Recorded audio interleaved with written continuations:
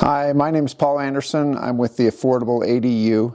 Over the last 20 years, I've owned 4 different ADUs, and I've also built 5 different ADUs. Today I want to show you the first ADU that I ever owned. This one was in Orem, Utah. I bought it 21 years ago, and I sold it 8.5 years after that. And I want to tell you some of the lessons and experiences that I had with it.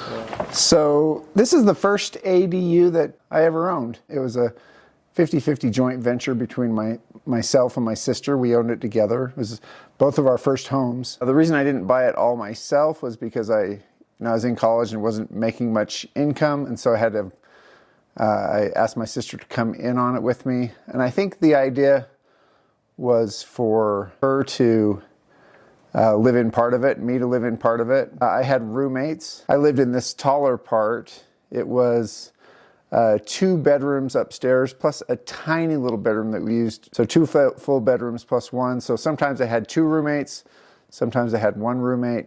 We rented the house to different families. Sometimes we tried to help people out. I had a Mexican family for 4 years. They needed some help, so I rented it cheap to them to try to help them out. But in my part, I lived with roommates and had a series of 4 or 5, 6 roommates. One of my first roommates I had became my brother-in-law. My brother-in-law is from Nepal, and he had come and done 4 years of college at a college in Minnesota, and he and his friend decided to move to Utah.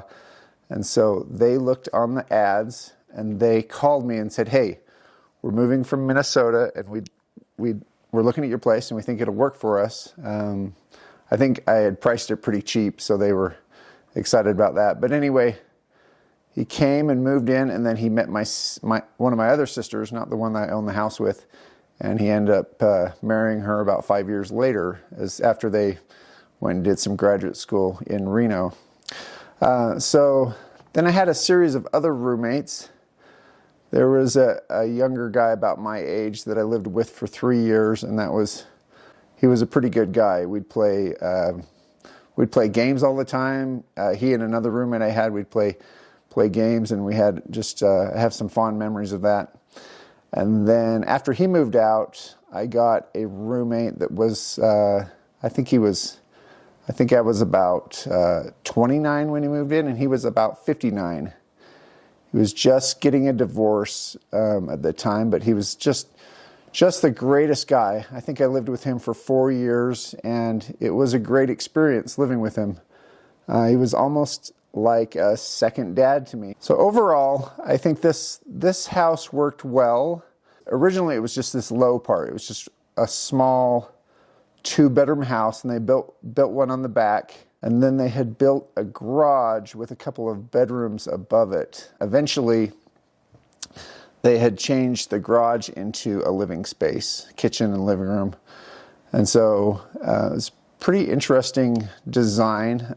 This house was built in 1950. Some of the worst housing was built then. I was like, I'll never buy another old house because it was just cinder block walls with plaster over them. So just some of the construction wasn't great. Another picture of the front of the house. You can see this is a pretty cute little house. The landscaping was good. This was when we sold the house. We fixed up the landscaping a little bit. Some of the times that I lived there, the landscaping was not so good. And that's where I failed, and I think it was difficult to attract the best tenants because I didn't take care of the landscaping. That's the first thing people see. So in your apartments, if you want to get good tenants, take an eye to the landscaping. That is paramount. But anyway, I had some great times in this, and I want to show you the insides of it. So this was the living area in the part where I lived with roommates. When I bought it, it had some kind of ugly Berber light carpet. One of the things we did was we put in some nicer carpet, and then in the rest of the living area, we put in hardwood floor. I actually got the hardwood floor they were taking it out of a Walmart, so that kind of fake wooden flooring they had in Walmart. I thought it looked pretty good, and they were removing it, so I said, "Hey, can I have that?" And I went down and got it and had it installed in my place. So that floor will last forever. if it's still there. And this is a picture of the table and then that living area to the back. And then this is the kitchen. I have the philosophy you improve your rentals. Every time somebody moves out, you want to do a little project, something that will improve it. Because maybe you don't have enough money to totally do everything all at once. But every time somebody moves out, you take the money you got and you do an improvement. So I put in can lighting, but as you can see, those are old wooden cabinets. Probably needs a new kitchen, and that would be something that would greatly improve this apartment. There's another view of the kitchen. As you can see, here's the washer and dryer right by the front door. So this is the backyard, and like I said, we had a family in one side and then roommates in the other side. So one of the things I would have liked to have done was to put a fence up that would have divided the backyards into two. I think privacy is always something that people appreciate. So if I could have divided the backyard into two and given both units a backyard, I think that would have been a big benefit. Okay, and this is the kitchen in the other unit. And as you can see, really basic. All we did was we painted these cabinets. This is a rough old kitchen, and if I would have kept it, and knowing the skills I have now, I would have torn out the kitchen and put in a new kitchen. I think that would have been a great improvement. This is the only picture I have of even one of the bathrooms. Both bathrooms were not in great shape. But you can see this blue paint looks pretty good, and then we put that new little wall cabinet. So you can take a bathroom that's pretty old and add some touches and at least improve it. They really needed to be redone. That would have been a big capital improvement project, but something to be done. So overall, I own this house for 8 years, and I bought it and ran it through the Great Recession when I bought it, and it went up in value, and then it went way down, and then it came back up. So I think I bought it for $142, and when I sold it for $171. Actually sold it like 11 years ago, and since then it's more than doubled in value. I sold it to a friend, and he tells me, hey, I just love that house. It's a cash cow.